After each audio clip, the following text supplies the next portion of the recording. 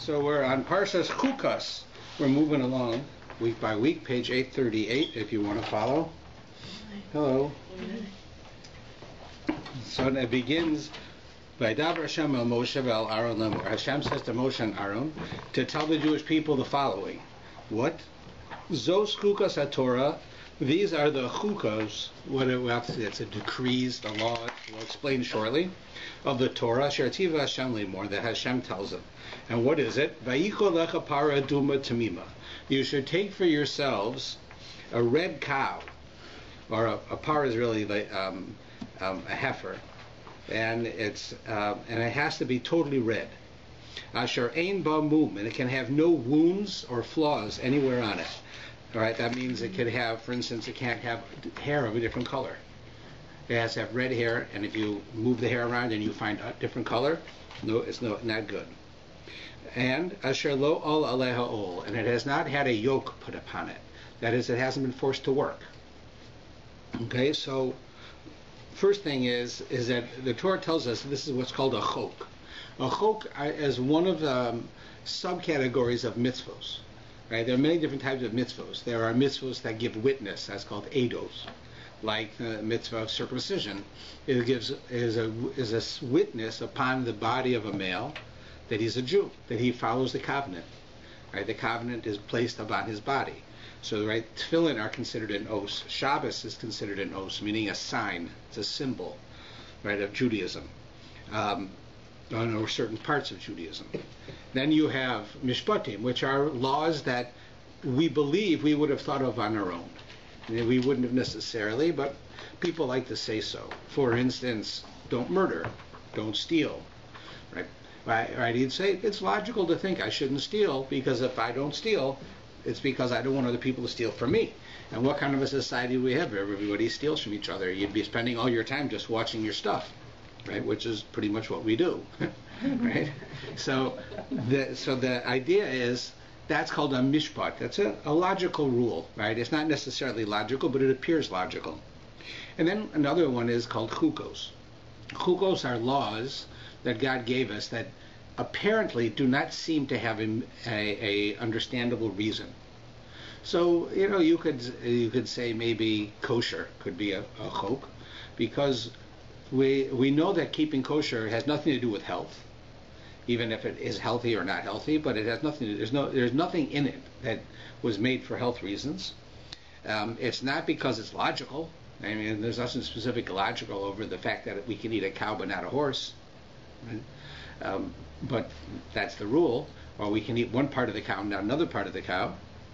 So when you want to know why do we keep the laws of kosher, so we can come up with some reasons, some philosophy, some ideas about the infliction of pain, about the fact that the pain carries over into the animal, the cruelty of the animal. Certainly animals that are kosher are primarily animals that are not known for cruelty. They are not meat eaters. They're mostly vegetable eaters. You can come up with something very easily. But there's nothing that's blatantly obvious about it. So that's called a chok. Now, their choks can go from something that you can explain, but it might not be obvious, to something that you really can't explain. And that's what this one is. The perfect example that they call the quintessential example of a chok is the paraduma, this red cow. Now, why is it considered that? I mean, a cow of itself is not a chok, it's an animal. So the idea is as follows. When a person, we've learned already, if a person comes into contact with the dead, right, you acquire what's called tumas mace. That is, you lose the ability to acquire certain forms of spirituality because you came into contact with the dead. It's not a punishment, it's a reality. It's just like you come in contact with the dead now, you might pick up certain bacteria that you wouldn't get if you came into contact with a living person. Right? That kind of thing. So when you come into contact with a deceased person, according to the Torah, you acquire this thing called tumas mace. Tuma is a lack of a spiritual ability to do something, and mace means a dead person, which is the highest level of tuma. And what does it mean to us today? Nothing really. because everybody is this way. Because if you came into contact with the dead, or you went into a cemetery, or you came into the same room with anyone else who came into contact with the dead, then you're tumas mes. And that means at the moment you were born, because your mother was tumas mes, your mother had come into contact or had been in a room with somebody who came into contact with someone who had been there when someone died. So then you touched your mother, and therefore then you're also that way. So the whole world is that way now. But the paraduma is given to us so that there are certain times that you want to be what we call tahor. You want to be able to acquire these certain forms of spirituality. And the example is that in order to go into the temple, into the Beis HaMikdash, you had to be tahor. So if you were a Kohen, that was a serious thing. You needed to be tahor regularly because you had to go in all the time. For most of us, we're not a Kohen, we go into the temple when we had a need or for the sacrifice for Passover. So we had to be tahor. Right? For our Passover, everybody had to be tahor because you had to eat the sacrifice for Passover. So therefore, sometimes it's very important. So today we don't have the temple and we don't have the same things, so we don't need to be tahor. But in those days you did. And the only way that you could get rid of this interaction from the dead is that the person would take this paraduma and then they'd slaughter the paraduma, then they'd burn the body and take the ashes and sprinkle them on you. The person who did the sprinkling had to be themselves tahor. They had to already have the ability to be spiritual. But what makes it very interesting is that after you go and you take the animal, you slaughter the animal, you burn the body, you take the ashes, right? I take the ashes, let's say, pretend I'm a Kohen, I'm taking the ashes, and I'm going to go now and sprinkle them on you, because you're not tahor, you came into contact with the dead. And again, it's not a punishment, it's not a bad thing, just a reality. And on that basis then, that I do that, and I sprinkle that on you, I have to be tahor. I have to already have gone through it. You are going through it. But the end result is I become tamei. I become as if I was in contact with the dead. And all I did was make you better. I took you and helped you become able to go into the Beis HaMikdash or to eat from a sacrifice. And the end result was I no longer can now. I can do it for 1 million people. But at the end, I can't. I myself need someone to do it for me, because I'll be stuck. So there's much one can learn from this idea. But it says that King Solomon heard about this. He learned about this paraduma, this red heifer, and he says, "I'm the wisest man in the world." Right? God promised him he would be the wisest man in the world, and I still don't understand it. I don't understand what the reason is for this. So it's not that Shlomo HaMelech or we do not know why God gave us this red cow, of which there's supposed to be 10 in the history of the world, and that we use it for this purpose. That's understandable, actually. We could explain that. But what Shlomo HaMelech found inexplicable, unexplainable, was that the person who sprinkled had to be tahor. He had to have the spiritual ability, but at the end he would become tamei. He would lose it. While everybody he came into contact with would now become spiritually able. But the end result was he didn't. And Shlomo HaMelech said, I don't understand that. Like, how could you have somebody who does a mitzvah, does a positive act, is doing good, and he's helping others raise their level to a certain level, and the end result is he goes down. Right? Now remember, up and down here is not good and bad. Right? There's no such thing. We're not talking about a punishment. But why would that happen? Shlomo HaMelech could not understand that. Right? We can give explanations. I mean, certainly, for instance, every time a person gets involved with helping others, right, it's an uplifting thing, but it usually means you have not done as much for yourself as you can. Not that that's not worthwhile, but for instance, you have a test coming, and a friend of yours is in your class, and they're behind. You're not behind, but you got to study. The test is coming, and the person comes and asks you, can you help me study? So you help them, right? You're doing a good deed, and you'll feel a certain amount of pleasure of the fact that they passed the test because of your help. But the bottom line is you didn't get to study for yourself as much. So you're taking a loss, right? So you imagine I'm going to go out, and what I'm going to do is I'm going to find Jewish people who, for whatever reason, have no Jewish education. Whatever it is, that they know they're Jewish, but they don't know what it means to be Jewish, and they don't observe Judaism because they don't understand what it is. I'm going to go teach them. It's a big mitzvah, right? It's a good thing, right? But there's no question in my mind that the more I'm involved with people who are totally not part of the Jewish community, that they're Jewish, but they would like to be part of the community, but they don't know anything about it. The more I'm involved with them, the less I can advance because I'm not using it for myself, and it has an effect on me. There is an effect on you, a person, right? That's why you're seeing school teachers getting in trouble, because the school teacher deals with the kids, and it's supposed to be the school teacher influences the kids, but to some extent the kids influence the teacher too. Just like if I'm a rabbi of a congregation, while my job is to help be uplifting to the people in the congregation, there are times when my interactions with the membership brings me down also, right? Where if I was only interacting with other rabbis, right, other people who were very serious all the time about their religious growth, I would grow faster, right? Right? The environment that you're in has a great effect on you. So if you're in an environment where everybody is on a higher spiritual level than you, then you're going to grow quicker. But you're not doing any good for the world necessarily if you're only with those people. If you're with people who can benefit from you, who can grow from you, right, you're doing more for the world, but it will have an effect on you. And then it could be a negative effect. You have to watch for it to make sure that you don't have that. That could be how we understand the paraduma, right? But Shlomo Melech says that no, it's much deeper than that, and he doesn't know the answer as to why it is what it is. But therefore, this is the perfect example of a chuk, which means a mitzvah that we do not know what the reason is. And there are some who say that that's the reason. The reason for having a mitzvah like this, where we don't know the reason, is to tell you that you don't know everything. You can't know everything. God knows everything, but human being's mind is finite. There's almost so much you can know. And even if you don't know everything, you still have to take it on faith that it's true, and you need to do it. Now that's to say, Judaism does not consider itself a faith. I tell a story how when I first started working in this field, I was in Boulder, Colorado, and I got invited to work on campus. So they have a meeting of all the different clergies from campus would get together, and we would talk about the greater good for the students' lives. So I got invited to come because I was the Jewish chaplain, so to speak. And there was all different types of denominations, and that was my first time I came. So they asked me, "What faith are you?" Right? As if it wasn't evident by how I look. Right? I was the only Jew in the room. So they said, "What faith are you?" So my answer should be, we don't look at ourselves as a faith. We look at Judaism looks at itself as a religion of understanding.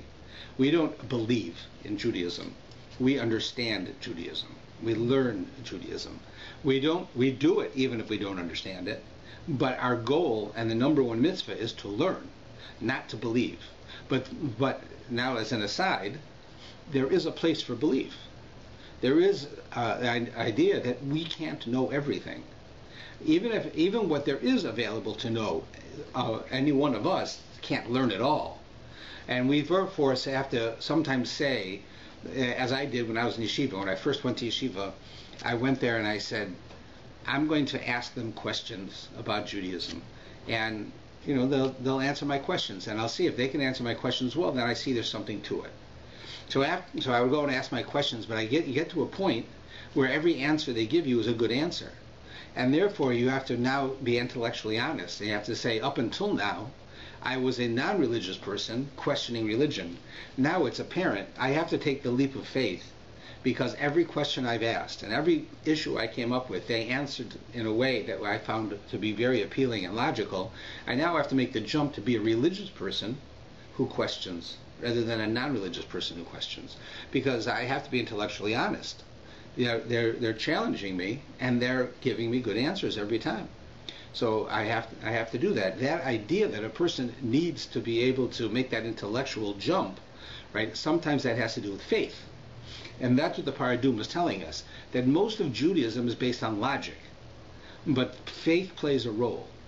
And the fact that the Paraduma, it requires us to believe and not necessarily to understand on why it does what it does, teaches us there is a role for faith in Judaism. Right? It's not the central aspect, but there's a role for it. And not only that, there's another interesting point I heard. That, as I mentioned, the paraduma, the purpose of this red cow, the purpose of it is to take someone who came into contact with the dead, which in most cases is a big mitzvah to come into contact with the dead. Right? You find a dead body on the street, the number one mitzvah that you have now is to bury that body. If somebody dies, you go to the funeral out of respect for that person. Right? There's a lot of laws. Like if a scholar dies, the entire city is supposed to go to the funeral. That means everybody in the city is now tameh because they came into contact with the dead. It doesn't mean necessarily you even touched them. You're in the same room with the deceased person. When you go to a funeral, you are. So that, right, the idea is that the idea of being tameh is something that's going to happen to us. Happens to us all. The fact is that while it can be that you need the paraduma in order to take yourself out and to raise ourselves up, to become again able to accept a certain type of spirituality, right? It is only a mitzvah that pertains to coming into contact with the dead. And the answer to this mitzvah is, I have to acknowledge that as a human being, I don't know everything. God knows everything, I don't know everything. So where does this concept come from? The idea that this concept comes from, very interesting thing. This is only deals with the dead, when you come into contact with the dead. So death came around for human beings from the story of Adam and Eve. Right? When God created Adam and Eve, there was no death. Everybody was going to live forever. And then they ate from the tree, right? They ate from the tree of good and evil, right? The tree of knowledge, good and evil. And suddenly it says that one of the effects was that they became human to what we understand, which means that they would die. One day they would die. They're not dying for their sin. The concept of being immortal changed. Now a mortal will die. So so because they had a desire to be, as the snake tells them, be like God who knows everything. Right? God knows everything. When they decided that they were going to teach God a lesson, and they were also going to know everything, because the snake tells them God doesn't want you to know everything, because God will be afraid that you'll take his job if you know everything. So he wants you not to know everything. This is what the snake told them, to play on their ego. So they went, well, that's what you think. We're going to eat from this tree so that we can know everything also. We'll be just like God. Right? So what happened is death came into the world. Now that death came into the world, how do we atone for this idea? Is with the red cow. Because the red cow teaches us you don't know everything. And you can't know everything. The same lesson that we got when we ate from the fruit, which was, I want to know everything so I can challenge God, the paraduma tells us it's not possible to know everything. And the similarity between the paraduma and the sin of eating from that first fruit is that eating from that first fruit brought death into the world, and paraduma atones for death. You see the relationship. The original one was Adam and Eve became mortal after they ate the fruit from the tree, and they ate the fruit from the tree because they wanted to know everything, just like God. And the end result is the paraduma comes to atone for the idea of death being in the world, and teaches you can't know everything. That's how you atone for it. So that's the basis of it. And it's an important idea because, on the one hand, human beings have the capacity to know an enormous amount, but we don't have the capacity to know everything. And often society will play the two extremes. Society will think that there's no way that we could know this, and the other way society will say, we expect you to know this. Right? It's like, we do not believe that when it comes to objectifying somebody by gender, that it's legitimate. Torah does not believe that. And we also do not believe that it's the victim's fault. Right? If a woman is dressed in a seductive manner and a man accosts her in any way, from speech onward, so you can say, well, look how she dressed. Of course they're going to talk to her that way. But that's blaming the victim. We don't blame the victim. We say the victim, just like the person who did things, right, they have responsibility to themselves, and they should act in a certain way. But if somebody doesn't act in a certain way, it doesn't give license to someone else to hurt them, or to abuse them, or to say something bad to them. Right? That we don't believe in. But we understand that, in society today, they'll say that a woman can come to the workplace dressed any way she wants, and men have to treat them as if they're intellectual beings. Women are intellectual beings, so they want them to be treated that way. However, they're not taking into account the human frailty of people, especially of men, in that it's extremely difficult for them to treat a woman who's appearing to them as a objectified sex object, to treat her like she's not. It's very hard for them to do. It doesn't mean that that's legitimate. Not at all. They have to make sure they don't. But that's why you see so many cases of sexual harassment today in the workplace, because it didn't used to be the case. You didn't have women working, and then when women were working, they didn't dress or act in a way that was seductive at the workplace. It was, right, the workplace was the workplace. Suddenly it's changed now. Men and women are equal in the workplace. You don't have women working is a big deal, right? It's a whole different world when it comes to that. And we can't as individuals dictate to people how to dress. And therefore we can't tell them that if you dress immodestly, people will objectify you, because what society is expecting from us is that women can dress immodestly, and we won't objectify them. We'll treat them as if they were dressed modestly, and that's where the problem lies. Right? They're taking into account something that is beyond many people to be able to do. That's the idea here. Well, we're talking about in the idea with knowledge. The snake tells the Adam and Eve, you want to know everything like God, and then God is worried. He doesn't want you to know everything because you'll want his job, but you should be on the level of God. So if you eat from this fruit, you'll know everything. So she decides she's going to do it. But so therefore, the result of how do you fix it is by coming to the conclusion with the paraduma that I can't know everything. I can't. To expect me to know everything and to act like I know everything is like putting a man in a situation where he's surrounded by beautiful women who are half dressed and expects to treat that woman in a certain way. It's just probably very difficult to do. Right? That's the same idea. So that's what the paraduma is and how it's done. And there are many, it goes through all the details of how they do it, what they do with the blood, where they put the blood, who does it, how does he dress, right? And how is it done. It's a very, very large issue. And the paraduma is an extraordinary thing. Now, we're told that the Medrash says that there will be 10 paradumas in the history of the world. From the time the world was created, we've had 9. We're told the 10th one will come before the Messiah comes, before the Mashiach comes. There have been many cases, many meaning you can count them still on 2 hands, but there have been that many cases in recent history where they believed that they found a paraduma and it wasn't. But many times there's now, I haven't seen it, but people have told me they've seen it on the social media, that there is now another case going on where somebody has on their farm in Israel a cow that fits the requirements. I can't say if it's true or not. I haven't seen the post, and if I saw it, I don't know if they would give me enough information to make that decision. But they're saying that they have the 10th one, and it's been born, and it's there on their farm in Israel, which means then, if God would have that being born, since it has to be a certain age before you can do this, so then he is preparing for the coming of the Mashiach, right? Because we can't go to the temple that will be built when the Messiah comes to offer sacrifices because we're tummy, because we have this problem. So you need the paraduma to be born, to live a certain amount of time, to be slaughtered kosher, to be burnt, and then the ashes to be put on us, and then we would go to the temple. Right? So that's where it stands in light of this. Right, and so the whole rest of this section here, until we get to 843, deals all about this paraduma, this red cow.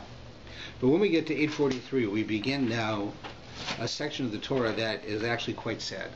Because out of the 3 great Jewish leaders of history, the 3 shepherds of the Jewish people who took us out of Egypt, 2 of them are going to die in this parsha.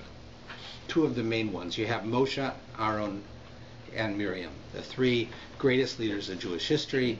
Each one of them played a role in helping the Jews get to where they were. And both Miriam and Aaron will die in this week's parsha. So first, let's get a timestamp here.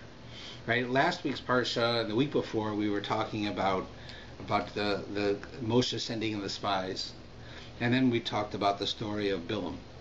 Right, The story of Korach. Right? We had this whole story of Korach. When did these happen? These happened within the first 2 years of coming out of Israel. Right away this happened. This story of CHUKAT, with Miriam dying and Aaron dying and all the things that it teaches us, this is 38 years later. We just jumped. We went from the Jews were supposed to go into Israel immediately to they were being cursed and that they're told they have to go through the desert for 40 years. They are now at the end of the 40 years. That's what we've done. We've jumped ahead. And at the end of the 40 years, you have the death of some of the leaders. They're the leaders of that generation. We're now going to go into Israel. We need new leaders.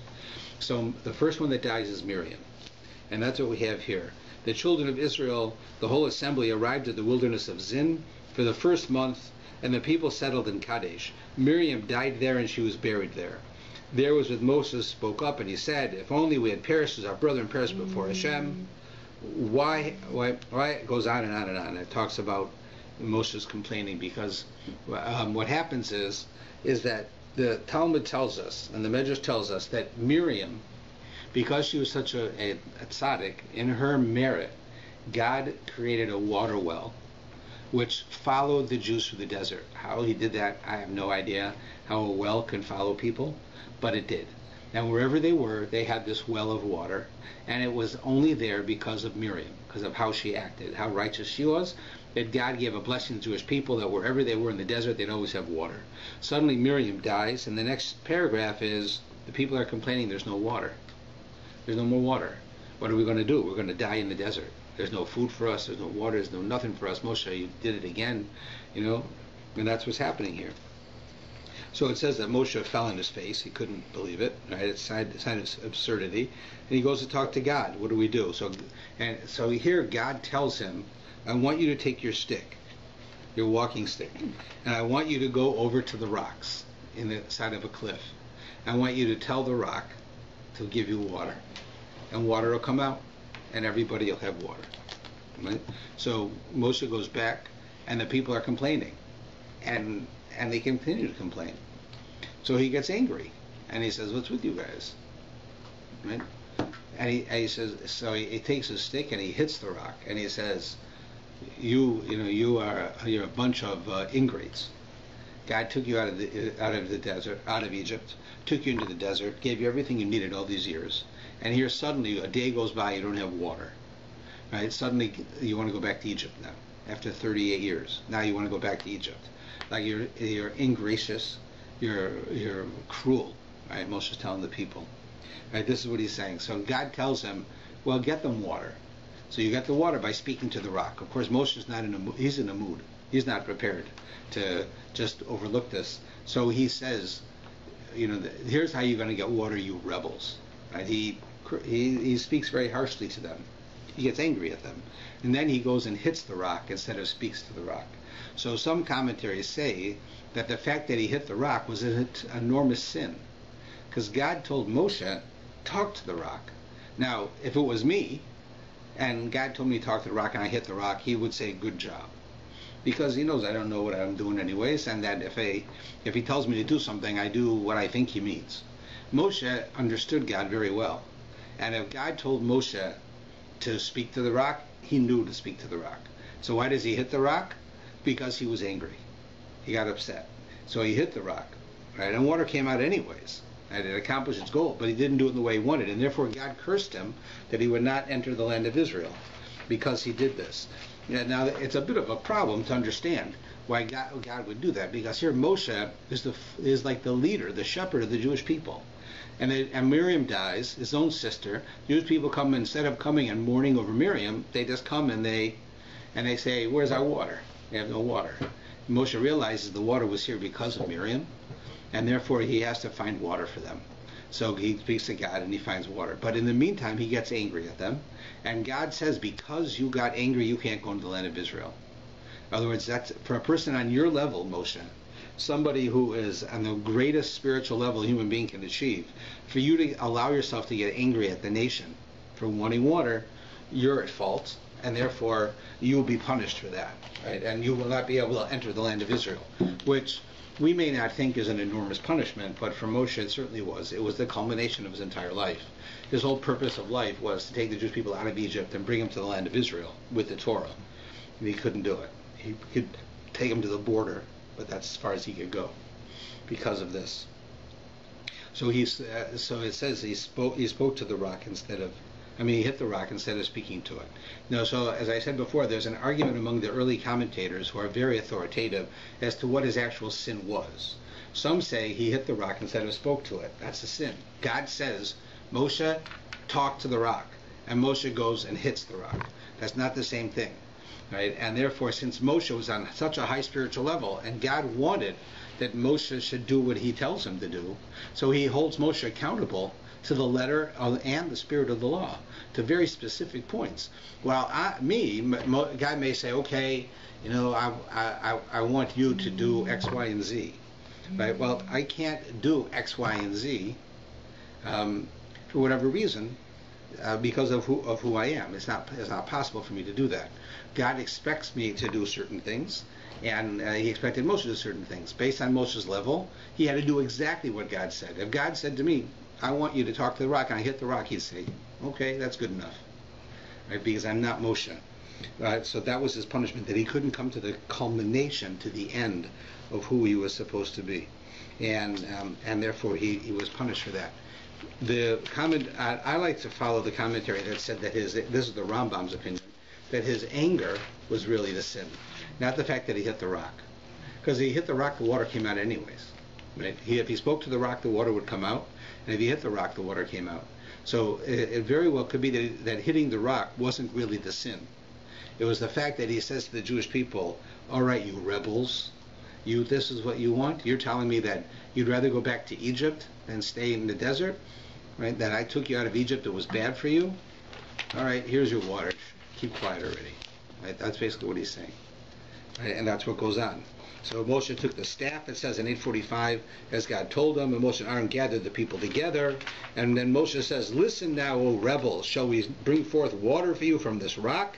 Right? And then he should say, okay, rock, give water, and he doesn't. He raises his arm and he hits the rock, and water comes out. And then God says to Moshe and Aaron, because you do not believe in me to sanctify me in front of the Jewish people, you can't take them into Israel. I mean, that's his punishment. So just a couple of things about what's going on here. First, just to talk back about Miriam. I didn't really finish with her. So it says that here it tells us Miriam died here and she was buried here. That's what the line says in the Torah. Later on, we have Moshe and Aaron dying. We have Aaron in this parsha dying, and it says that Moshe's two sons took him up the mountain, and then he died there, and he came back down, and they said Aaron's dead.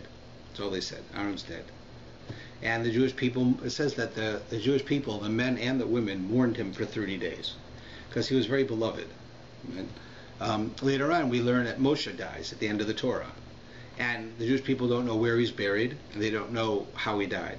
They just know he's dead. And therefore, they're also, it's a unique thing. With Miriam, it says she died there and she was buried there. That means the Jewish people were with her. She was in the Jewish people when she died in front of them, and she was buried in front of them.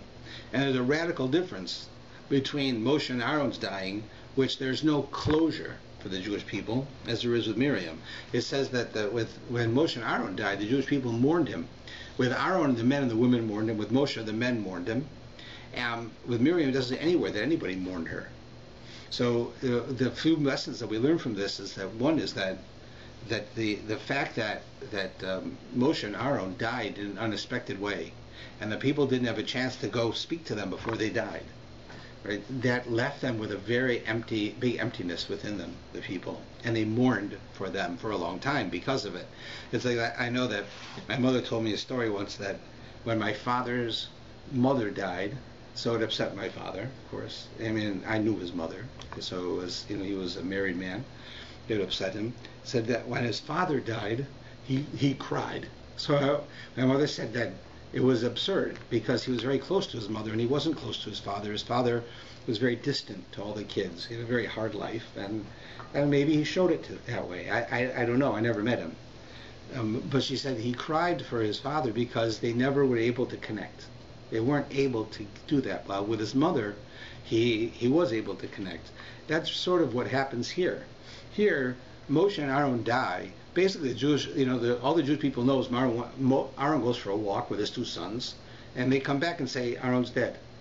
They couldn't speak to him beforehand. They couldn't come to terms with it. They couldn't go through any type of a process. They're in shock, right, over that, and they're mourning. They mourn him. And Moshe, it says he dies, and nobody knows where he's buried, which means that they don't know how he died. They don't know anything. He's just dead. So the same thing, they mourn for him. But it says that Miriam died and was buried there. That means Miriam was among the people, and she died, and they buried her right on the spot. So they were able to be consoled, right? Which is why you don't see it written anywhere that they mourned her after she died. Even though she was known for her kindness, known for her relationships with others, she was a great leader. And all of the water that the Jews had in the desert was because of her merit, of who she was, how great she was. And you see that the moment that she dies, there's no water. So Moshe has to go and pray for water. Right? Now, there's a very funny thing in here. We have what's called the Song of the Rock. It's right here in this section here, where the Jewish people, it says that Moshe took the staff, right, and he hits the rock and water comes out. Hashem says to Moshe and Aaron, because you didn't believe, you're not going to go to the land of Israel. These are the waters of strife for the children of Israel fought with you. So Moshe sends emissaries, it says on 847, and talks about how difficult things were for them. And the children of Israel talk about how they're going to get into Israel. And then we have this song called the Song of the Rock. And it's a very interesting song, because it's found really on 851. It says, the children of Israel journeyed and camped at Oboth. They journeyed from Oboth and they went to this place. From there they journeyed and encamped in the land of Zered. From there they journeyed and went to Arnon. And then it says, therefore it is said in the book of wars of Hashem, the gift of the sea of reeds and the river of Arnon. And then they go into a song. If you look on 853, it says, then Israel sang this song. Right, come on up, well, announce it. Here, what are they doing? They're singing about water.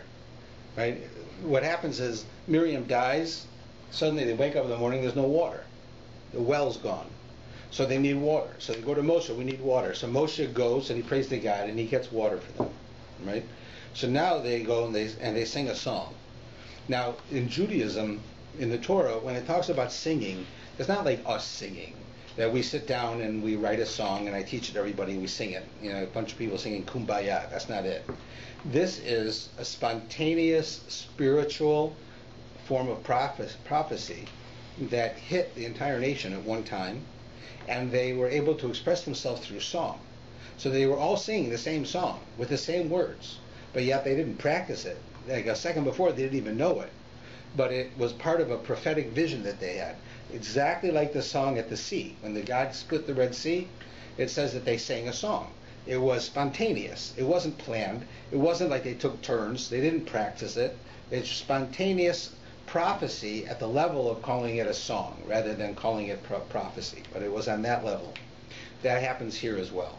They receive this prophecy. It's so strong that they sing about the water because you imagine if you're in the desert and you don't have water, you're dead. So they sang about it. Now the difference between the two songs, the similarities are both about water. The splitting of the sea by the Red Sea, and here getting water here. They're both about water. But the one that's here, it's different than the one by the sea. By the one by the sea, it says, here is how the Az Yashir Moshe B'nai Yisrael, this is how the Jewish people and Moshe sang as the Red Sea split. And here it says, this is how the Jewish people sing. Moshe is not mentioned. Right? In the first song, Moshe and the Jewish people are together. In the second one, it's only the Jewish people. Now, certainly Moshe is a part of the Jewish people, so he would have sung. So if they used the expression before Moshe and the Jewish people, they should use it again, because clearly he was a part of this. So why don't they? Why does God change the words? So there are a number of commentaries talk about this. The one that I found I found very interesting was that as understanding the role of the leader. What was Moshe's job for the Jewish people? His job was to transport the people from being slaves in Egypt to being free people in Israel. That was his job. And that's what he had to do. Not only did he have to take them out of Egypt physically, and physically take them to the land of Israel, but he had to also spiritually break from them the idea of being slaves, and then lead them philosophically to go to the land of Israel, to understand we are free people, we are God's chosen people, we have a role in the world, we're here to help the world, right, to come to that conclusion. And every time along the way that they start complaining to Moshe, we don't have water, we don't have meat, we're sick and tired of eating this manna all the time, we want something different. So justified, not justified, right or wrong, Moshe puts up with them complaining all the time, when it's his job to prepare them, and they're giving him a hard time, right? The objective of a good leader is to make himself obsolete. Right? A good leader will make it so that you don't need a good leader. Right? You have a good leader who inspires you and who makes leaders out of you, and then that leader disappears. In his memory, you continue doing the same thing because you want to continue that. It's a good thing now. It's who you are. So that's what Moshe did. When we have the first case of the Song of the Sea, the Jewish people and Moshe's relationship is still in its infancy. They had the 10 plagues. They have the splitting of the Red Sea. It's all in a number of months. So that's new. So there it says Moshe and the Jewish people sang, because the Jewish people sang because they were so inspired. Moshe himself sang, right? Because he was a part of it. The Jewish people were as much a part of it as Moshe was, and Moshe was as much a part as the Jewish people were. But here it says only the Jewish people sang.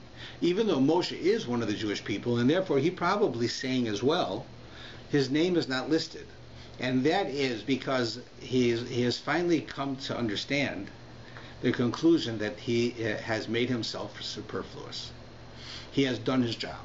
He took the Jewish people from being who they were and brought them up to being as far along the path of becoming the right people as possible. Not that they are the right people, for sure, right? Because they're still complaining, but they're along that path. That's what he accomplished. Right? That's really what he did, and that's why his name is not here, because he wasn't needed, and that made him happy. The fact that his name was not said, and Moshe and the Jewish people sang, it just says the Jewish people sang, even though he's included as one of the Jewish people, nevertheless, by the fact that his name's left off means he did his job.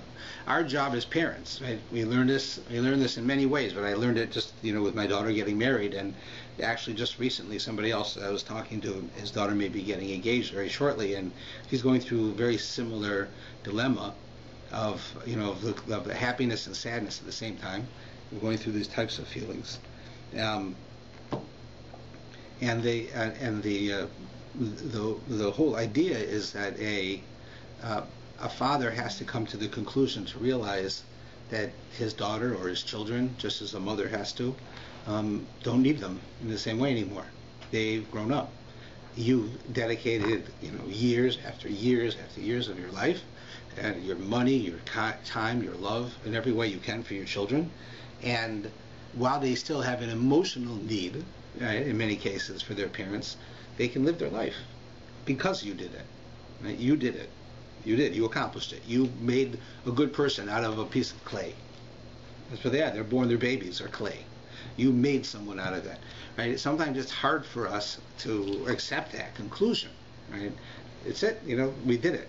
Now they're on their own. It's hard for us to accept that we're no longer in control, we're no longer there for them, we're no longer that person in their life. But we have to come to terms with that. Moshe also has to. And that's why it says that the Jewish people sang, but it doesn't say his name. Because they're saying to him, you did your job. You're not. We understand that God's punishing you, you're not going to go to the land of Israel. You're not going to see us have a happy life. Like I'll have thank God, I'll have the merit, I hope, to be able to see my daughter, now that she's married, have a happy life, right? To have a spiritual life and a successful life. I'll see it, and that I played a role in that. Moshe's not going to see that because of the sin that Moshe does. He's not able to go into the land of Israel. He's not going to see the conclusion to his life. But so the Jewish people are saying to him, "We're singing the song for the water because we understand that we're already past this. We don't need you now." And that is to your merit. They're telling Moshe you are successful. That's why his name's left off here. It just says the Jewish people sang the song, not Moshe and the Jewish people. So they're saying to Moshe, yeah, you're one of the Jewish people, you can sing, but your job's done. You did it. You accomplished it. You brought us up, even with our complaints, even with our trouble we cause. And they're not finished with their complaints. Even with all of this, Moshe, you should know you did it. You did it. Right? That's what they're saying to him here. As soon as they do this, we now have the famous story of Ammon and Moab, how they don't allow the Jewish people to enter their land. Now, the Jewish people are going to go to the land of Israel. If they cut through the land of Ammon and Moab, right, the land that they own, their country, they'll be in Israel quicker and easier. And they're related to Ammon and Moab. Ammon and Moab are two sons, who are offsprings of Lot. Lot is a nephew of Abraham.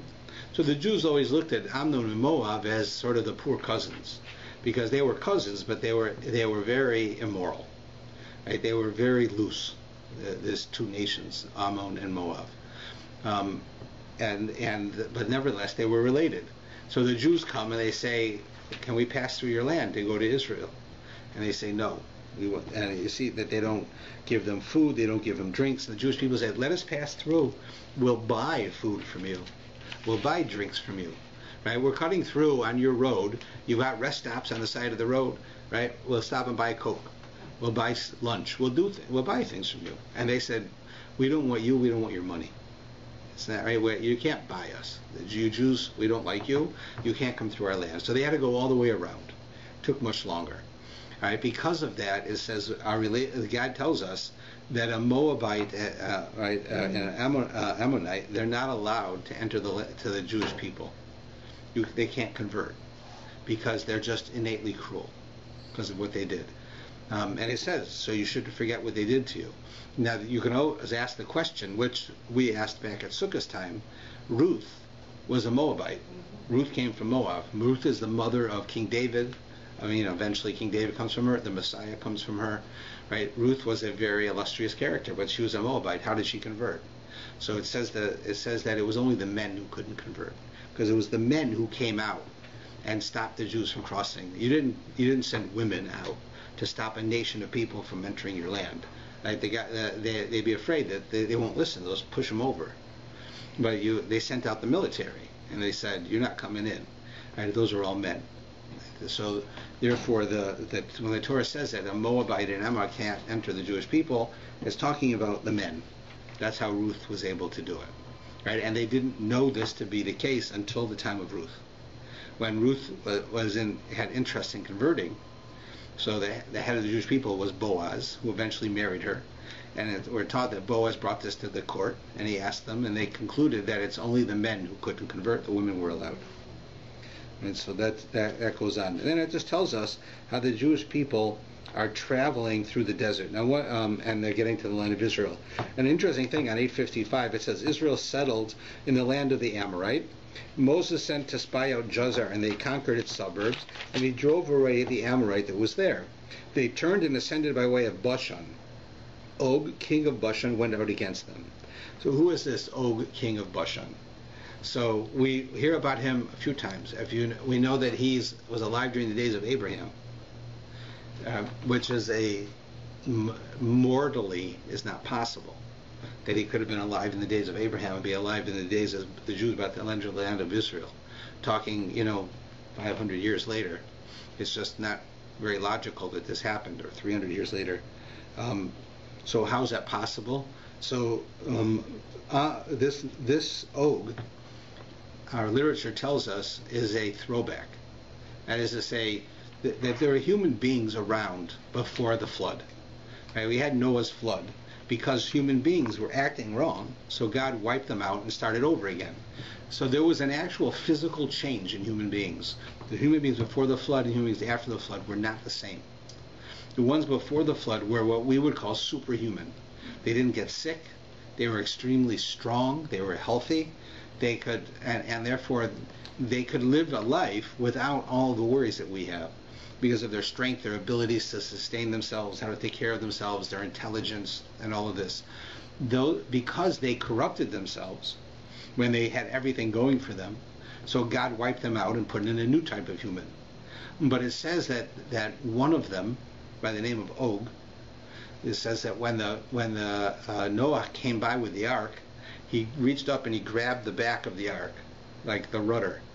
And as the ark is going through the water, he's hanging onto the back, and he didn't drown. And therefore, after the flood was over, you have this one individual who's pre the flood. So he is an example of a superhuman. And so that's why they refer to him as he's still alive, because he was such an extraordinary physical entity, because he was born from before the flood. In fact, you'll see many times where they'll talk about Og and compare him to Moshe, because Moshe was a spiritual giant, right? Moshe became an enormous spiritual leader of the highest caliber. Nobody else has come close to him. Og was an enormous physical giant. They were opposite ends. So, right, Moshe may have had physical abilities, but he was not known for that. Og might have had intellectual or other abilities, but he wasn't known for that. Og was known for the fact that he was a physical giant whose body was so powerful that sickness couldn't affect him, that he had enormous strength, he had enormous abilities to live on very little. While Moshe had basically a normal body, but his spiritual abilities were like a giant. And so you're constantly seeing struggles between the two of them as to who's running the world. In the Medrash, it keeps talking about the two of them. So that's the character right there of Og. There was one other thing that was earlier on that I wanted to comment on. I told you that I showed you where Miriam died. Later on, Aaron dies. I didn't really show it to you. But it's worth seeing.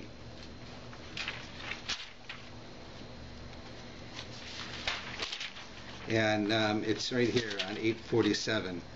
It says at the bottom, starting with verse 24 or 23, Hashem says to Moshe and Aaron at the Mount Hor by the bordered land of Edom, Aaron shall be gathered to his people, which is a euphemism for dying, for he shall not enter the land that I have given to the children of Israel, because you defied my word. So Aaron is held accountable for what Moshe did, and he's not going to go into the land of Israel either. Take Aaron and Elazar his son and bring him up to the mountain called Hor. Strip Aaron of his vestments and dress Elazar his son in them. Aaron shall be gathered in and die there. So you imagine that his brother and his son take him up to this mountain, like in a cave. They lays down, they take off his clothes, they put his clothes onto his son, who takes over the role of being the high priest, and Aaron dies. Moses did as Hashem commanded. They ascended the mountain before the eyes of the entire assembly. Moshe stripped Aaron's garments from him and dressed Elazar his son in them. And there Aaron died on the top of the mountain, and Moses and Elazar descended from the mountain. When the entire assembly saw Aaron had perished, they wept for Aaron for 30 days. Right? As I said before. Now the next line. The Canaanite king of Arad, who dwelled in the south, heard that Israel had come by the route of the spies, and he warred against Israel. So here we find, as soon as Aaron dies, the Canaanites show up and they go to war. Now this happens once before in history. We have an occasion in history when you have Abraham and Lot. And Abraham and Lot are coming back from Egypt, and they're both wealthy people. And as they're coming back, Lot and Abraham each have their own sheep. And Lot is allowing his sheep to eat grass on land that does not belong to him or Abraham. In this land they're cutting through to go back to Israel. So he's eating private people's food. He's stealing food, the animals, right? But Lot is allowing them to do it. So Abraham's shepherds tell Lot's shepherds, you can't do this. It's stealing. Right? We're representatives of God. You can't steal from people. But they didn't listen. This was the beginning of the rift between Lot and Abraham, where eventually Lot leaves. He's sent away, and he goes to Sodom, to stone. That's how the story works. But it says that as soon as they have this argument between the two sides, then it says, Kanani Asbaris, and the Canaanites appeared in the land. And here again you have the death of Aaron, and as soon as Aaron dies, the Canaanites appear in the land. What's the similarity? In the first case, there was a fight between Jews. Basically, they weren't Jewish, but they were Hebrews, right? Two brothers, Abraham and Lot. Abraham is the uncle of Lot. And they're having this fight. The end result is the Canaanites show up. Next story, Aaron, what is he known for? He's known for being a lover of peace and a pursuer of peace. His entire life was dedicated to people getting along with each other. That's what he wanted out of the world. And that's what he did. He dedicated themselves even to his own detriment, even to humiliate himself in order to make peace among people. If he's going to do that and accomplish that, right, he has to be alive. When he dies, it died with him. Right? As soon as he dies, what happens? Fighting. People are fighting. And what happens then? The Canaanites come. The Canaanites are, in our literature, a representative of God's sending to us a negative reinforcement to stop fighting with ourselves. As soon as we fight among ourselves, the bad guys show up. Right? If we can't get along with each other, then God will give us a reason that we need to fight. Right? Up until now, everything's peaceful, and suddenly the people start fighting. Avram and Lot are fighting, or Avram and Lot's shepherds are fighting. People start fighting because Aaron's not around to make peace. Suddenly the Canaanites show up. And it's an important point that we talk about. We see what happens in the world, and things happen to the Jewish people in the world, and the governments throughout history have not been very helpful to us. Today things are a bit different, but it's always been that governments were not our friends, and governments would tax Jews more than others, would make problems for Jews more than others, made our lives very difficult. And we often will say, if we do this or compromise here or do that, we can make the government happy. But what we don't realize is that the government is not a cause. Right? Anti-Semitism in this way is not a cause, it's an effect. And it's an effect of our fighting with each other. If we fight with each other, the result will be anti-Semitism. Right? God will try to get us to stop fighting with each other by giving us positive reinforcement. If that doesn't work, he will give us negative reinforcement. Right? Because we know what happens when bad things happen to the Jews? You just look around today, we all get along. Yeah, these 3 boys got kidnapped. God should please return them right away, healthy and well. But the fact is that the same Jews who were fighting with each other the day before are not fighting with each other now. Right? We all have a common cause to try to get them back. When there's trouble, when there's real trouble, all the divisions go away. So God says, I don't want to make trouble for you. Right? I want you to get along with each other. But if you're going to not get along with each other, then I'm going to make trouble for you. And then you'll get along with each other. That's not the way you want it to be, God tells us. But if that's the way you're going to cause it, that's a reality that's going to happen. And that continually happens. Anti-Semitism is not the cause for things in Judaism. It's the effect of how we act. I mean, it's an important point, and it's not accepted by the secular media as being true. But you tell me, why is it now? Why since the 1990s has anti-Semitism been growing in Europe? Where were they in the 60s and the 50s and the 40s? After World War II, okay, I understand, until then. And during World War II, that was terrible. But afterwards, right, 10 years after, 15 years after, it was quiet. Suddenly, anti-Semitism is all over the place. Like, why? Where does it come from? It's just like a cycle? Is it illogical? Is it absurd? What is it? And it makes no sense, because the liberals say that we're conservative, the conservatives say that we're liberal, the rich people say that we sponge off them, the poor people say we take advantage of them. Everybody sees us, we're always the enemy, we're always the other side, no matter what it is. And it makes absolutely no sense. And I believe that this is the answer. The answer is that anti-Semitism is not a cause of something. It is the effect of our not treating each other correctly. And therefore God causes it to happen. And he causes it to happen in a very absurd way, purposely, so you should know that it's happening because you're not getting along with each other.